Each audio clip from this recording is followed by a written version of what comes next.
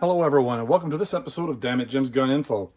Today I want to talk to you about shooting from the perspective of everyone always wants to be the most accurate that they can whenever they're engaging targets. So one of the things that you want to end up doing is you want to have a good optic or sight setup. A lot of times people will see older shotguns and say, hey, how are they aiming that? Because there's absolutely no optic on it whatsoever. For example, old heritage shotguns, single barrel shotguns, break action shotguns, and you'll notice that they got just a little bit of a bead on the front of the barrel. And that's just to give you some kind of a reference point because you're shooting what we would call a scatter gun. The round is not going to, generally speaking, be extremely accurate because it's usually made for buckshot, birdshot, something along those lines. So unless you're on a modern shotgun, you're probably not going to see too many different types of really obvious optics. But the modern shotguns and stuff nowadays are going to sport those.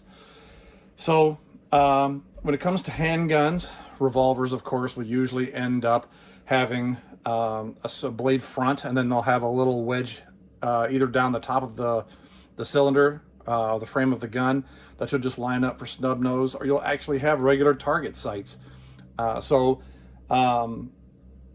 Depending upon what your handgun is, it may come with factory sights that you may want to swap out at a later date. So real briefly, I'm going to talk to you real quick about the sights on your firearm. So for example, on this Ruger, as you will see, you have a fiber optic which collects the light and makes it more shiny. See how, if you look at it here, see how you can really pick out the green. And then you'll center that in the rear sight, the U notch in the back of the rear sight. And so you'll notice that you have high visibility front sight, but just nothing in the back sight, so that you can really pick up the front sight really quickly. So there are other sights that are out there that will have dots, or will have a little line, or will have other different marking features. They'll have like a front sight that has just paint in it. So there are a spectrum of different types of rear sights and front sights that you can get for various firearms. If you go to Brownells and type in your particular gun, I about guarantee you're going to have a bunch of hits on the different types of sights that are available for you to put aftermarket. These obviously are just drifted in, dovetailed into the slide. So you can use a slide pusher and you can push these out to push new ones in. So this is a very basic rudimentary sight with the fiber optic on the front, just so you can pick it up faster. Moving on to this pistol, this has what's called raised or suppressor height sights, which means that these are much higher than they are on a regular handgun. And what they're designed for is that if you end up using a suppressor on your handgun, then you can actually see over the can and actually use your sights properly to get a good sight picture. These are also set up for use with this holographic sight. So when you end up having it get it aligned just right, you'll start to see the little red dot on there. So the holographic sights are great because once you get them sighted in, then you can use, like I said, the 2-dot rear with the 1-dot front. These have Trigicon or Meprolite type inserts. They're have a tritium in them that allows them to glow at night. So it's really hard to see here, but when you turn all the lights and everything out, you can see in the dark. You'll see that there's 3 different types of dots, and sometimes they'll change the colors. Some options will give you green in the back and orange in the front, or vice versa, so that they're high visibility at night so that you can pick them up. And then the red dot makes it really easy because all you do is bring it up, put the red dot on your target, and bang, that's where the round is going to be after you've got it sighted in. So for handguns, it's become a new popular thing to have this type of holographic weapon sight. Just makes for faster target acquisition. So moving over here, next we're going to look at the SIG MPX. On the SIG MPX has a standard 1-inch red dot on a riser mount. And these are really popular because they're not super expensive. They run Depending upon the manufacturer, you're talking about anywhere from about $150 to $300 or $400, depending upon, or more, depending upon the manufacturer. SIG is a good medium-priced brand, and they're high quality. And so what you do is you would turn them on, make your light intensity. How bright do you want the red dot to be on here? And then you can make your windage and elevation adjustments here so that you can then sight your firearm in.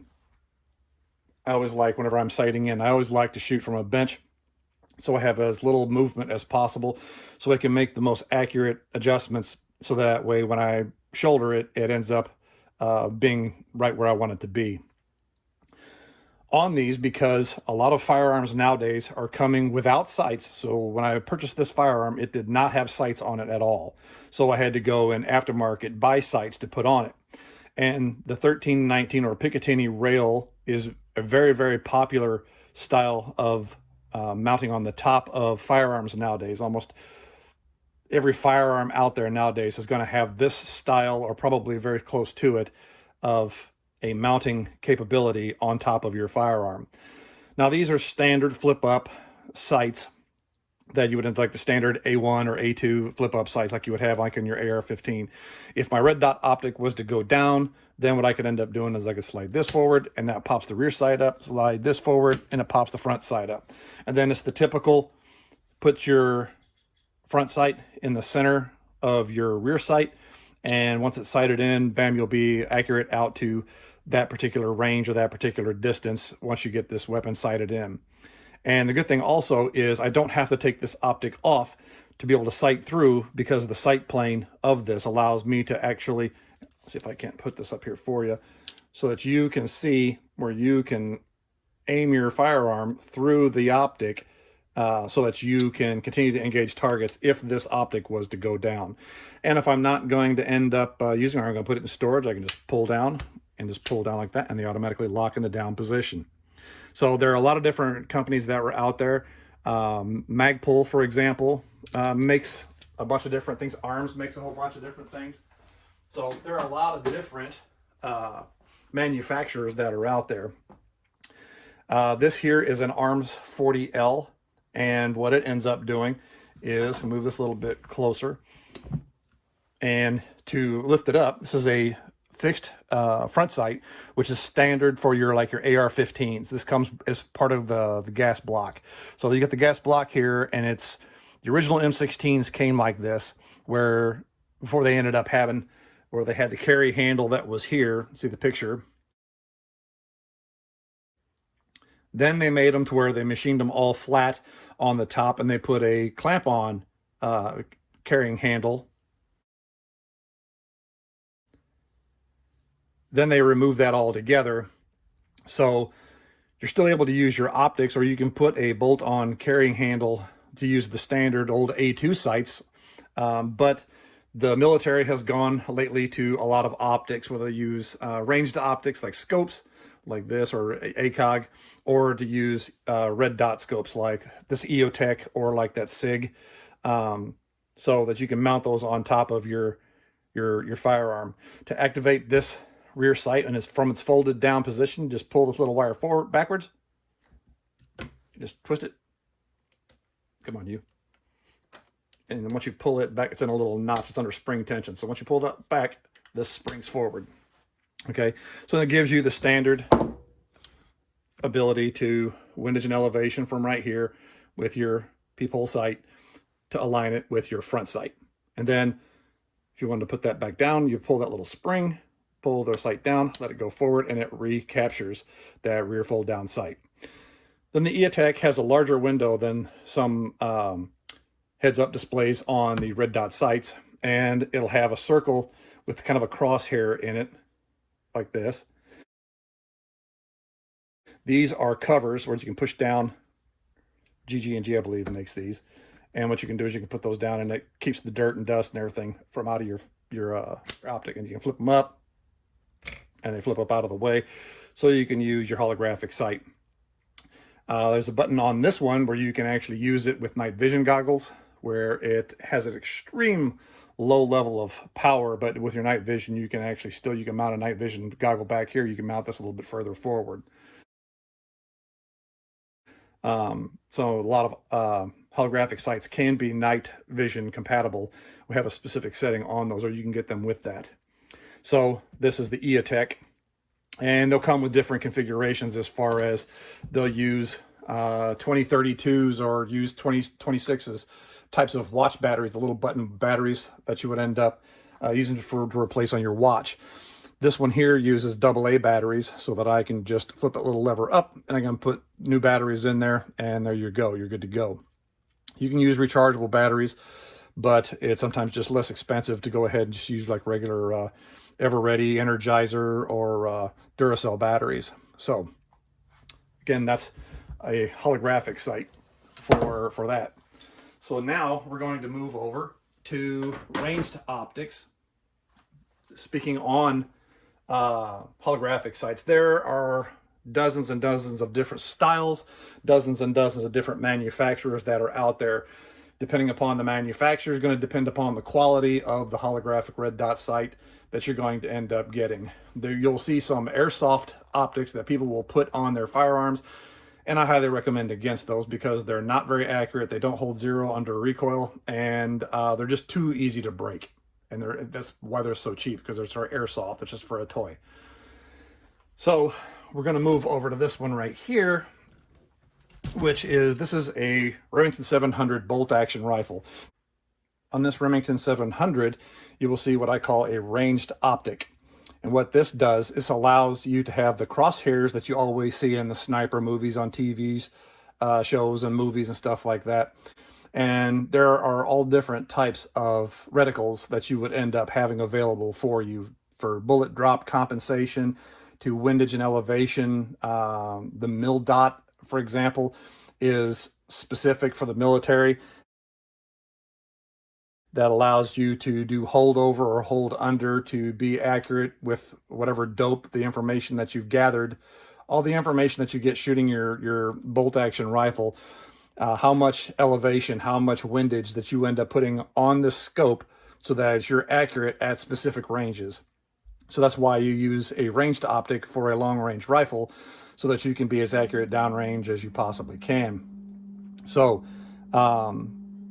this one has a cosine indicator and a level on it, so that whenever I'm taking down my dope or my data for shooting, that I have as much accurate information as I possibly can. Wind speed plays a part in it. Wind direction plays a part in the accuracy of long range. So you take that along with the adjustments that you make with your scope, so that you can be as accurate downrange as possible. So this one doesn't have backup iron sights and stuff like that. It's not generally something that would end up being on one of these style rifles. So that's just something to be aware of. It's a ranged optic. So you'll have different size apertures and different size objective lenses. And what you'll end up doing is sometimes you'll have what's called a sun shield, which will scooch out just a little bit further. It screws into the end, so it gives a little bit more shade, or a sunshade is what they'll call them. So that your scope doesn't reflect whenever you're shooting at something downrange that may be in a sniper capacity. You don't want to end up having the bad guy know where you're at, because then they can try to get you. Just something to be aware of. Also, when it comes to optics, you're going to have, for example, on these ranged optics, not only do you adjust windage and elevation, depending upon whether or not you have glasses, you can actually adjust this rear piece back here to either plus or minus sign in those directions to change the magnification to adjust for your eyes. Another important thing you're going to realize is going to be eye relief. Eye relief is going to be different for different types of scopes, for different types of people. Some scopes will require you to get really close to the optic. Others ones, for example, scout rifles, will have a rifle very similar to this, but they'll have the scope mounted well forward, and it'll end up having a great eye relief, which means that you don't have to scooch real close to it, that you can, for example, revolvers for distance shooting, Thompson Contender single shot pistols are pistols designed for long range shooting, because you're going to be extending your hands all the way out. That way it has a long eye relief so that you can then use the optic far away from your eyes to align the crosshairs so that you can end up hitting your target. So be aware that you may have to adjust that once you end up mounting that on your firearm. You may end up having to adjust your eye relief. This optic is called a ACOG, and it's a very, very, very popular but also very expensive optic. They can run anywhere from $1,200 to $2,400 depending upon which one you're looking for. So it has covers that you can get that you can put back here. These have the bend-in aiming concept, which is a fiber optic that allows you to adjust the brightness of the reticle, or the chevron as they call it, inside to the ambient lighting and stuff like that, so that you can still have high visibility on the aiming point inside the scope. You make your windage and elevation adjustments right here. It's sealed against the elements, which is one of the reasons why the military loves these. And again, what I was talking about with the sunshade, as you can see here, this is what's called the kill flash, so that whenever you're aiming this at somebody or something downrange, that in the military it doesn't reflect to give away your position. And these just kind of spin on, and you can adjust them there. They also have lever mounts. I've got one with an arms mount that has levers. And then again, we're back here to the flip up sights. As you can see, this is a rear MAGPUL imbus. MAGPUL backup iron sights is what they're called. Well, these are polymer. Just pull on the little lever there and it will pop up. You have to take this optic off in case it gets damaged. Then over here, what you're going to end up seeing is in the front sight, you can just push down on it and it pops right up, and it gives you the same options as you would have shooting a regular iron sights on this scope.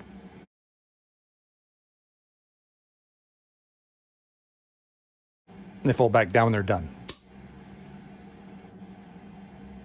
This is what I'm talking about. This is a Remington 870 pump action shotgun. And as you can see, there's no mount for any kind of optics or anything like that on top, but you've got the bead front sight. So because of the nature of the shotgun, specifically this style setup is going to end up being for close range, anti-bad guy. So you're probably not going to be taking this thing out and skeet shooting or something along those lines for it. So putting the bead, when you're inside alignment along the barrel, down the barrel, you put the bead on your target, anything close range, and odds are shooting buckshot, you're going to end up, or birdshot, you're going to BBs, you're going to end up getting what it is that you're shooting at. Now, a lot of shotguns that are more modern, that have more accessories and everything on them, for example, Benelli, M3s, M4s, Stoger, a lot of those will have optics integral to their system, or they'll have an option for you to mount optics on it to give you the option. Because they're more of a tactical shotgun.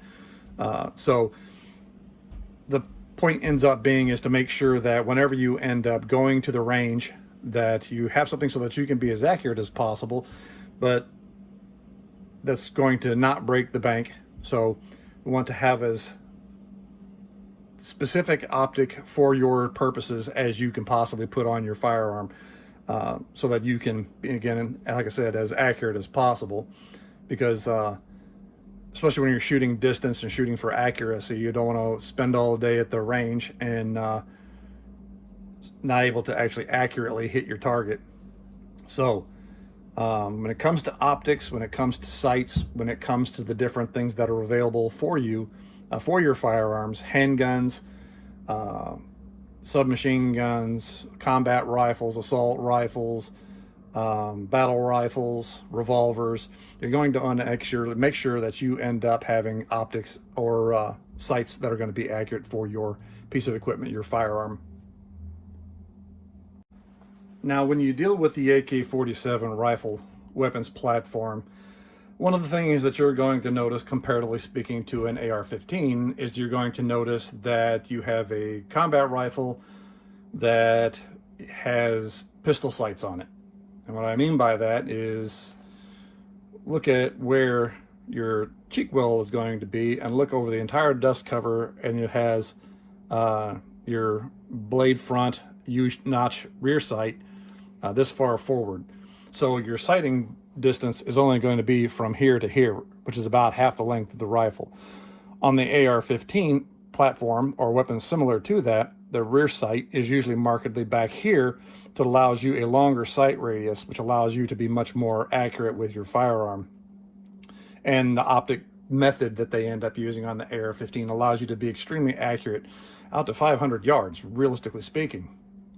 So with the AK, I would say that its accuracy goes out to about 300 yards, even though the rear sight markings will go up even larger than that. I mean, you can still hit something out there, but you're going to end up doing volley fire at that point. So when it comes to the AK-47 weapons system, you may want to end up getting a dust cover that has the rail on the top. Texas Weapons Systems, I believe, makes what's called the dog leg rail that attaches back here and gives you rail all the way back here. So if you wanted to use AR-15 style sights on the rifle, that you could potentially end up doing that. They have replacement rear sight mounts that have a rail on it, so you can mount a red dot optic there. Ultimac has a front rail system where they machine their own rail that has a rail mounted system, Picatinny rail on the top for several different styles of firearms, like the Mini 14 and the AK weapons platform. So you replace this and it creates a rail system. This is a handguard system made by Midwest Industries, and it allows me to co-witness with my rear sight a holographic weapon sight. So this is the Burris Fastfire 2, and allows me to choose between red or green, number one, as far as the red dot or the green dot, and it allows me to sight through the optic with my rear and my front sight, so that I can end up continuing to engage targets should the optic go down. It won't create that much of an impediment. So, like I said, when it comes to different weapons, there are different styles of optics, there are different styles of sights, and so just be aware that there's probably a plethora or a full spectrum of different options for you if you want to change them out. On this AK, I put an RPK rear sight and everything on it so I can make my windage and elevation adjustments on the rear sight instead of using a pusher on the front sight. A lot of these style front sights on the AK system is interference fit, so you have to use a pushing tool to push the front sight to the left or to the right to make your adjustments. Now, it still screws in and out, up and down for the front sight, so you can adjust your elevation from there. But oftentimes, once you get that zeroed out, you can make your windage and elevation adjustments from the rear sight. But it's by pulling and turning it one way or the other to move it left or to move it right, and it locks back down once the turn's been completed. So again, different styles of optics, different styles of mounting points that are available to you, the shooter. It just depends on how much money you want to spend, the style you're looking for, the look you're trying to go for, and what optic or sighting system that you want to utilize on your firearm. So think about it. If you have questions, put them down below. I'll try to answer as best I can in the comment section.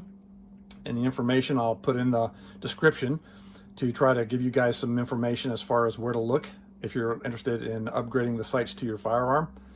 And shop around, because some places are really expensive.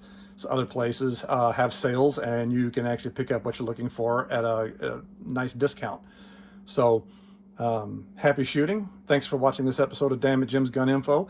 Please hit that subscribe button down below, and remember, carry a knife because there may be cake.